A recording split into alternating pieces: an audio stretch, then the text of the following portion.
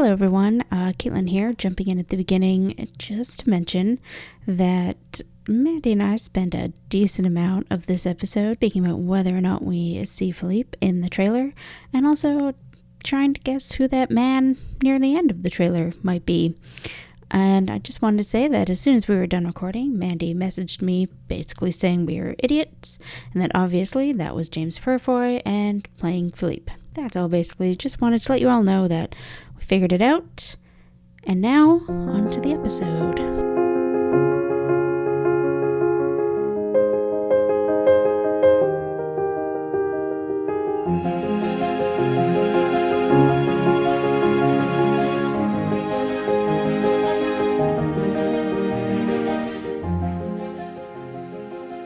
Welcome to our very extra special bonus episode of Desire Made Real, a Discovery of Witches podcast, where we usually recap every episode of the television show spoiler-free, but we haven't had a new episode in a very long time, which means you guys haven't had an episode of this podcast in over a year. It's been so long. So, Caitlin, what have you been doing for the last year? I'm sure other things happened, but mostly I just remember staying in my house. Yeah, that seems really legit. This is the year of the pandemic, so, it would have been really great to have episodes of Discovery of Witches to get us through this pandemic, but alas, it was not to be.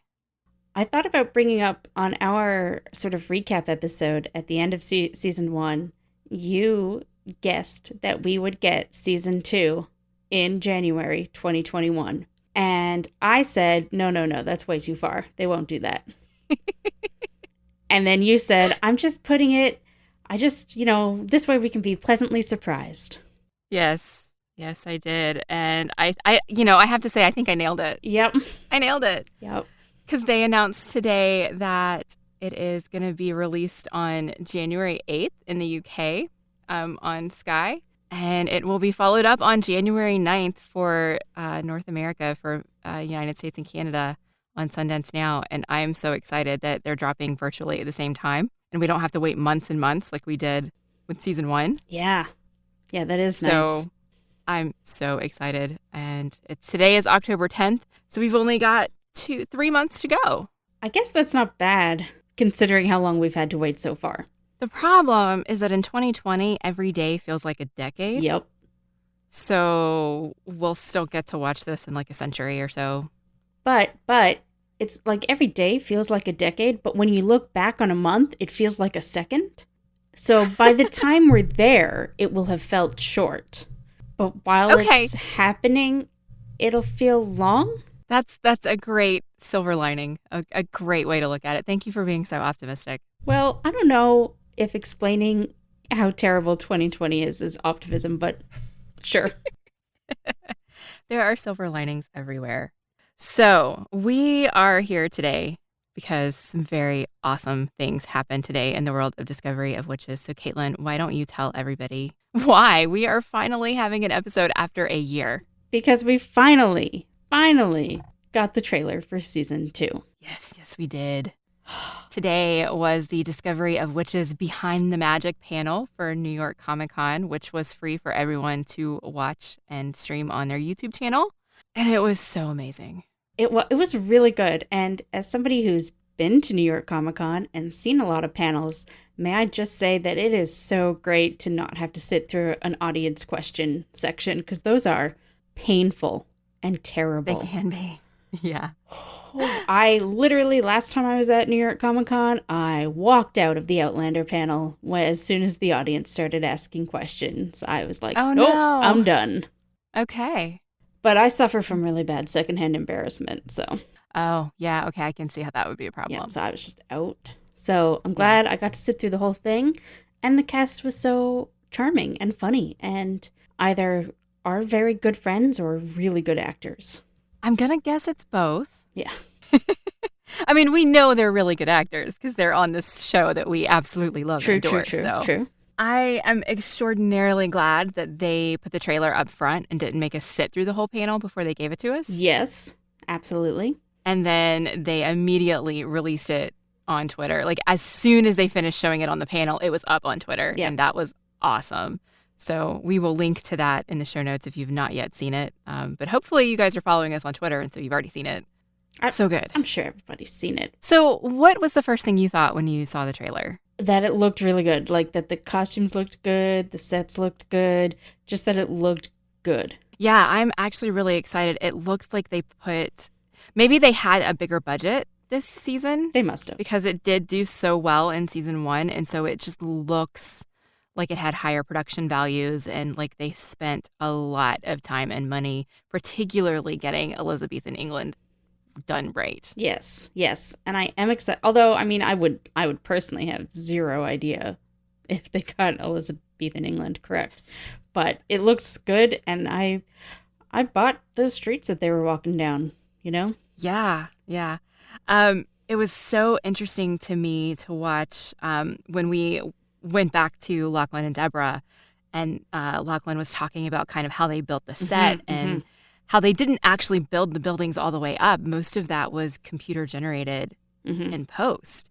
And even like the filter on the colors and everything that made it look so realistic, all of that was computer generated. Yep. And I'm just like, I'm blown away at the talent people have at making things happen like that. It is very, very good, and looks like it's going to look better than last season's special effects, but let's not dwell on that. We've done that enough. Yeah. Oh, shit, what was I going to say? One of the things that I really liked about the panel is when Lachlan and Deborah were talking. When they started, Deborah was like really kind of stiff and a little awkward, but as soon as she started talking about the history and the things that they got to replicate and see and do, she was so excited and just into it, and it was so good. Yeah. You could tell, though, that Lachlan is much more comfortable behind the camera than in front of it. Oh, yeah. And I assume an author and a historian is is the same. Very not comfortable at being the center of attention like that. Oh, right. But she's had to deal with, I guess what comes along with celebrity and fame over the last several years. So she's probably had a lot more time to get used to it. That's true. And I have seen her do like a talk at a bookstore, and she was really good. Yeah. So the other thing that I noticed the most watching the trailer is that the entire tone of season 2 seems to be significantly different from season 1. At one point in the panel, one of the questions that the cast asked was if you could describe season 2 with one word, what word would that be? And Teresa Palmer's word was dark. And that's exactly what I thought when I watched the trailer, is that this looks so much darker than the first one. And I find that interesting because the first one actually had torture in it, right? Yes. And this one, we didn't see like any actual violence or torture in what we saw in the trailer for season 2, but the tone, the visuals, the music kind of all put together for this just ominous look. And it made me really excited. And it made me remember just how different book 2 was from book 1. And I hadn't really thought about how that would look visually, but I think they nailed it based on, the 2-minute trailer that we got. Yeah. It does, like I said, it looks really good. And I don't just mean the trailer looked good or the story looks good or whatever. I just meant every single thing that I saw looked like care and attention to detail was put into it, and just everything you want to see, like that they cared about what they were doing. Yeah. I am here for that. I know that we talked when they announced the casting last summer. We did talk about everybody who got cast. So we had talked about who was cast for Phoebe and who was cast for Goody Alsop and all of that stuff. But actually, like, seeing their headshots is so very different than seeing them in character. Oh yeah. And, so, at the end of the trailer, when there's like a dude on screen and he says something like, "You are power," or something like that. I have no idea who that is. I think that was Father Hubbard. Okay. Or it could have been Benjamin. See, I don't know, because I looked up the actor who plays Benjamin because I thought that would be a nice way to end it, as a creepy scene on a creepy dude. But he only has pictures online clean shaven, and I can't make that connection in my brain, because this guy had a little bit of facial hair, and that means in my head he's a completely different person. Right. So when I saw the trailer, my first thought was that's Father Hubbard. But in the panel, Edward Blumenau said something about his friend who got cast as Benjamin, and then they made a comment about him in the trailer wearing all black. Oh, okay. And so that made me think that was maybe Benjamin. I guess we shall see, but I did like that bit with the lingering on the dude's face and then the cut to her in her Queen Elizabeth outfit. Yes, the final shot of the trailer of her in that outfit with the neck piece is so gorgeous. Like, I need a gif of that moment because her eyes are closed and they're zooming in on her and then her eyes open, which seems to be the thing that everybody does in trailers now, but it works so well in this one. You know, now that you mention that, she did do that, but I didn't even notice. I was just looking at the outfit. Yeah. Which apparently was her favorite costume from season 2. And that was good. And, okay, we shouldn't gloss over, you mentioned that Teresa said the word to describe the season was dark. Everybody else had a much lighter thing to say about it. Most people. I'm hoping that your favorite one was Stephen Cree's word. Which was Gala Glass. That was pretty good. Yes. That was pretty good. I did enjoy how Edward was like, it was horny. And then immediately Matthew was like, oh yeah, just dirty. That was good. But his word could go either way because it could mean physically dirty because they continually talked about the mud and the cobblestones, or it could just be everybody was just really dirty and horny. I think it was that one because Ed was saying how it was really horny in the modern day episodes, and then Matthew was like, "Oh, in the Elizabethan ones too. Don't worry." Yeah.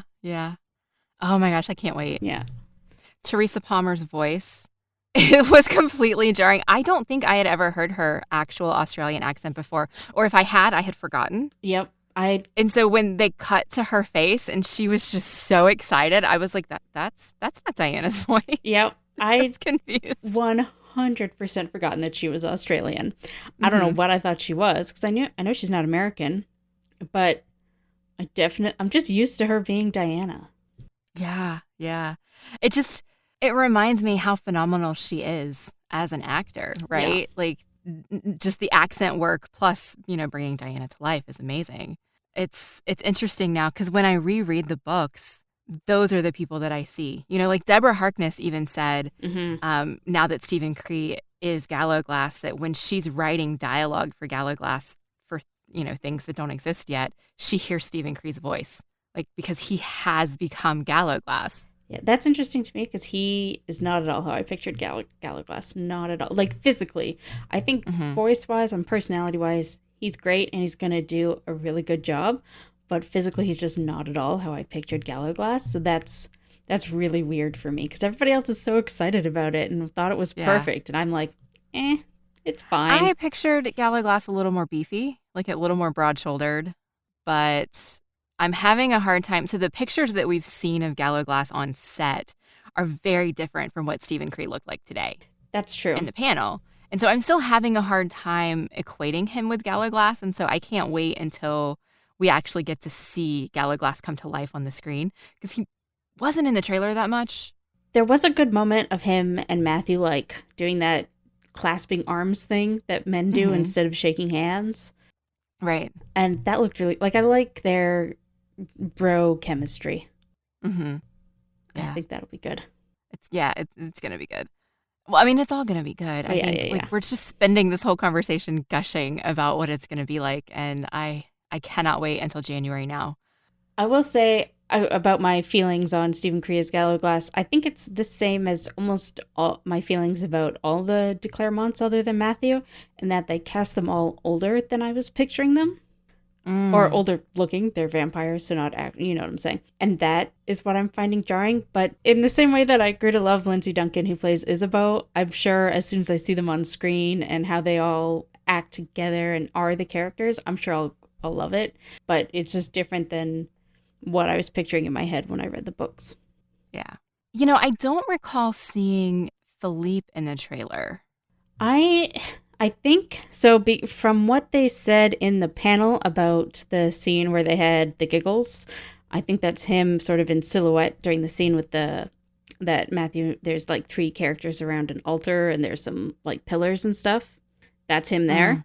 but you don't really. I need to go rewatch this trailer like a million times just so I can like tune into every second and everything that's on the screen each time. Yeah. So, but you don't get a good look at him because it's dark and stuff. And then there is also a brief cut to Matthew in a sword fight with someone in a barn, and I'm assuming that's Philippe. That should be Philippe. Yeah. But again, okay. I think the camera mostly focuses on Matthew. Seriously, we're just going to be dissecting this trailer for the next 3 months. Hopefully we get another one. They did say it was a teaser, so hopefully. It was whenever they said it was going to be a teaser, I was like, oh no, it's going to be like 30 seconds. Yeah. But then it was an actual trailer. Yeah. So that was very exciting. Yeah. First when they said teaser, I was like, are you kidding me?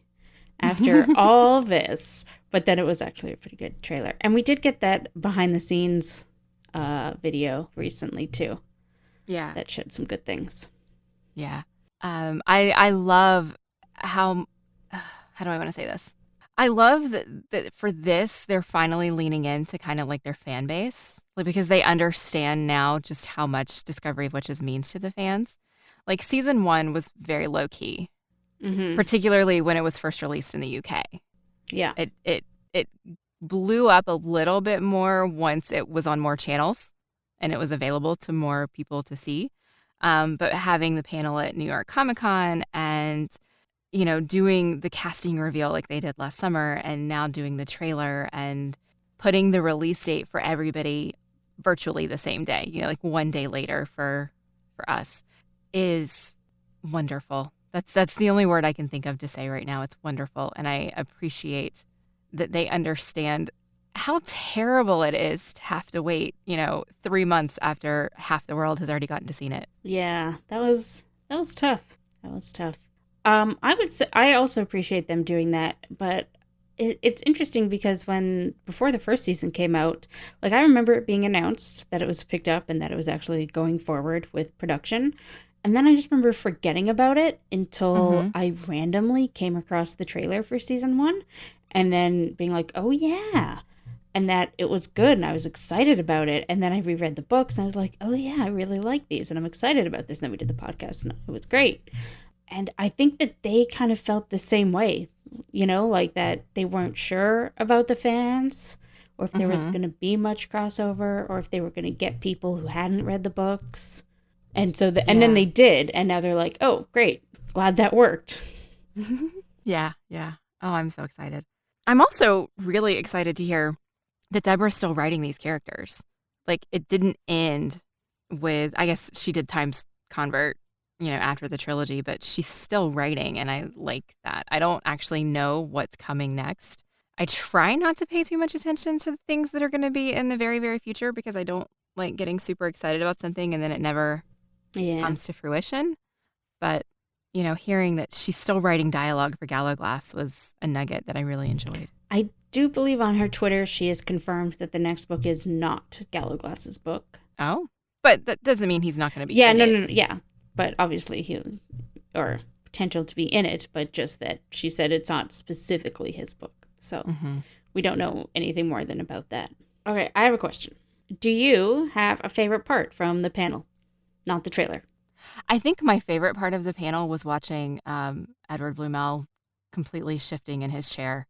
At one point, he had both legs slung over one of the arms, and then he moved another way, and he's so goofy. Yeah, I can understand that. He was good.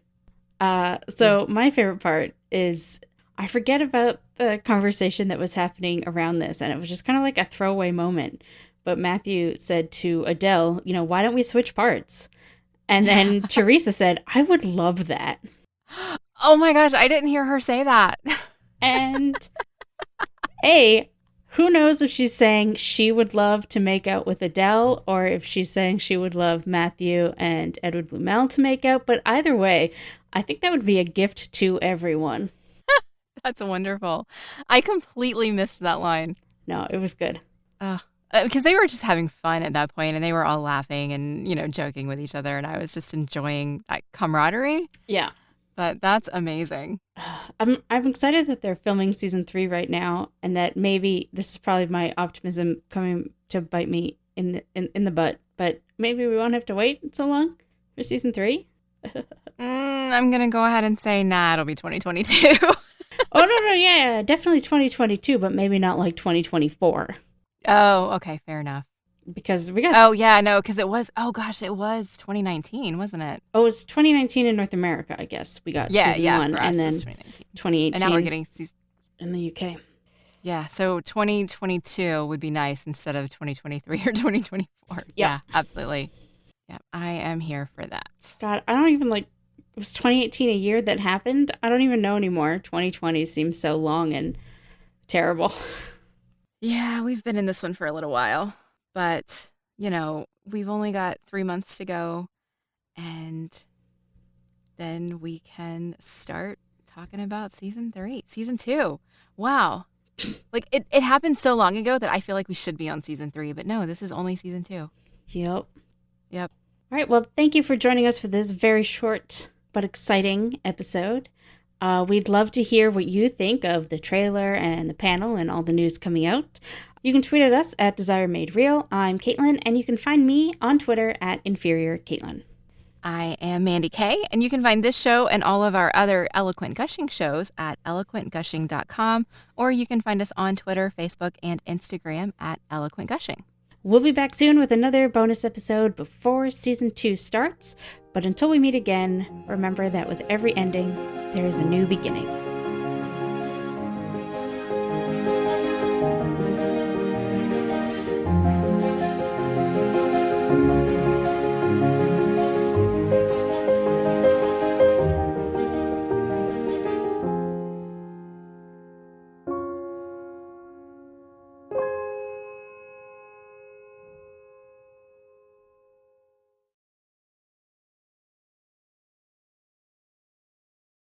Is what I'm finding jarring, but the same way that I grew to love What's-Her-Face, who plays...